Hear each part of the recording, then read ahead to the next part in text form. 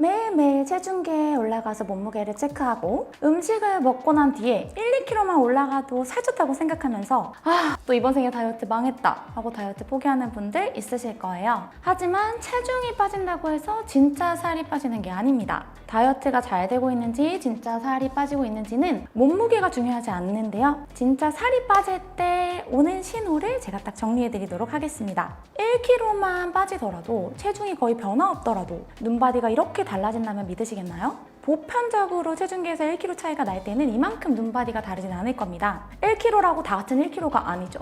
지방이 빠졌는지, 근육이 빠졌는지, 수분이 빠졌는지 엄청난 차이가 나타나는데요. 제 회원님 사진을 보면 진짜 살이 빠졌을 때는 1kg만 빠져도 이런 눈바디 변화를 보입니다. 반면 수분 무게로만 살이 빠진 사람은 예를 들어서 근력 운동 같은 건 하나도 하지 않으면서 굶거나 춤이나 유산소로 단기간에 살이 뺐을 경우 살은 빠졌다고 좋아하지만 뱃살이 그대로인 경우가 있을 텐데요. 그거는 가짜 살 빠짐입니다. 이 경우는 물 먹거나 조금만 음식을 먹어도 금방 원상복귀를 하죠. 아실 겁니다. 그럼 진짜 살 빠지는 신호 바로 딱 정리해 드릴게요.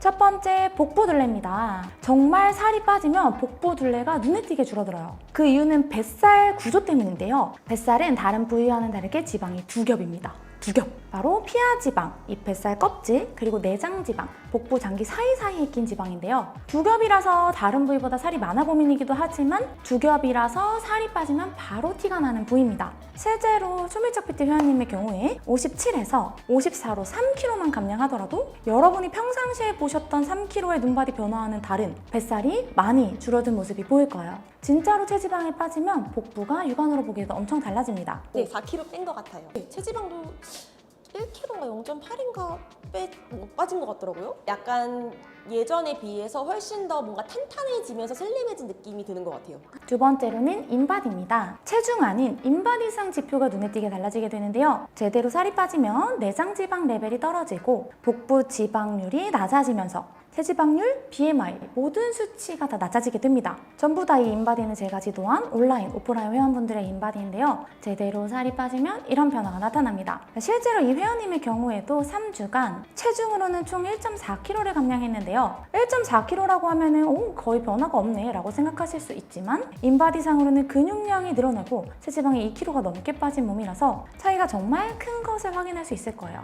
다이어트에서는 체중이 중요하지 않습니다. 세 번째로는 눈바디 인데요. 둘 중에서 어떤 사진이 더 날씬해 보이나요? 당연히 갈색 옷을 입은 사진이 더 날씬해 보일 거라고 생각하실 거예요. 하지만 체중은 갈색 옷을 입은 사진이 더 높습니다. 2kg이나 더요. 그만큼 체중이 중요하지 않습니다. 예를 하나 들어볼게요. 다이어트 과정에서 여러분이 물을 2리터만 더 마셔도 음식을 조금만 더 먹어도 체중이 그 음식물의 무게만큼 늘어나게 되는데 이걸 다이어트가 망했다고 생각하시고 포기하시면 안 됩니다. 무너지지 마세요. 절대 그렇게 하지 않으셔도 됩니다. 정말 다이어트를 잘하고 있는 회원분들도 외식을 하고 나면 늘어나는 체중, 식사하고 나면 늘어나는 체중에 살이 안 빠진 건 아닌지 다이어트 또 실패하는 건 아닌지 고민하시는 경우가 정말 많더라고요. 그래서 꼭꼭 눈바디를 확인하시는 걸 추천드려요. 제가 지도했던 온라인 회원분의 연차별 눈바디 변화인데요. 지금은 수강하신 지 2년이 넘어가시는데 보시면 체중은 거의 비슷하지만 꾸준히 눈바디를 촬영하니까 변화가 눈에 확 들어오죠. 그래서 너무 체중에 집착하지 마시고 내 몸을 조금 더 아끼고 사랑해 주시고 시간이 날 때마다 있는 그대로의 내 모습을 자랑스럽게 눈바디로 남겨보세요.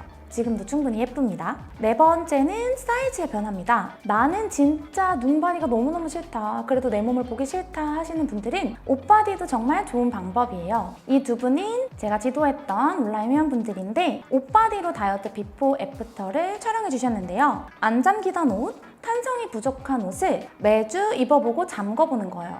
다이어트에 진짜로 성공했다면 맞지 않았던 옷이 갑자기 맞는 순간이 탁 옵니다. 그때 쾌감이란? 체중은 정말 그대로라도 충분히 가능해요. 다섯 번째, 마지막은 스킨 상태인데요. 진짜로 살이 빠지면 스킨이 얇아집니다. 똑같이 복근이 있더라도 체지방이 얇아질수록 복부의 지방층이 얇아지게 되는데요. 그래서 손으로 잡을 수 있는 부분이 점점 줄어들게 돼요. 인바디를 사용하기 어려운 경우에는 이런 뱃살을 찝는 집게로 체지방률을 계산해서 측정할 수도 있습니다. 꽤나 정확해요. 캘리퍼는 인바디처럼 체성분의 변화를 측정하는 방법으로 사용이 되는데요. 뱃살 집게라고 말씀드린 것처럼 피부를 집어서 피하지방의 두께를 측정하고 그것을 이용해서 체지방을 계산하는 기구입니다.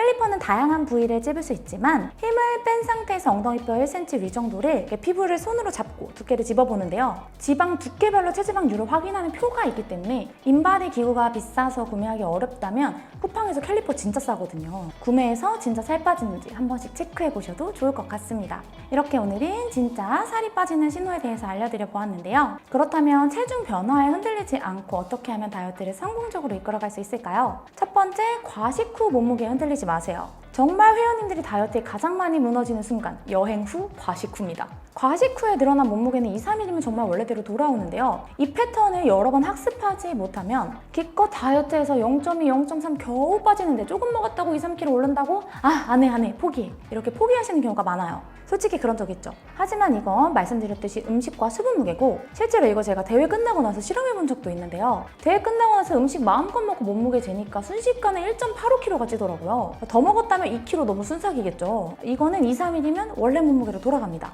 두 번째, 열심히 하는데 몸이 그대로라면 수면과 휴식을 잘 챙겨야 합니다. 실제로 메타 분석 연구 결과에 따르면 수면 시간이 짧을 경우에는 살이 찔 위험이 계속 증가했다고 해요. 수면이 부족하면 배고픔을 유발하는 그렐린 호르몬이 자극되어서 식욕 조절이 잘 되지 않습니다. 수면이 충분하지 않은 사람은 평균 550칼로리를 더 먹었고 탄수화물 섭취량이 더 많았어요. 실제로도 수면이 부족한 경우에는 도넛, 피자, 햄버거 같은 고칼로리 음식을 더 먹게 되는 것으로 나타났는데요. 이외에도 잠이 부족하면 스트레스 호르몬인 코티졸 농도가 높아지게 돼서 같은 양을 먹어도 지방으로 더 잘 저장하게 됩니다. 따라서 최소 7시간 수면을 꼭 챙겨주셔야 해요. 세 번째로는 주기적으로 운동 강도, 루틴을 잘 체크해봐야 하는데요. 온라인 PT 회원님이 저한테 최근에 카톡을 보내주셨어요. 이제 정체기인 것 같다 라고 하셨는데 다시 재수강하고 나서 정체기를 뚫으셨거든요.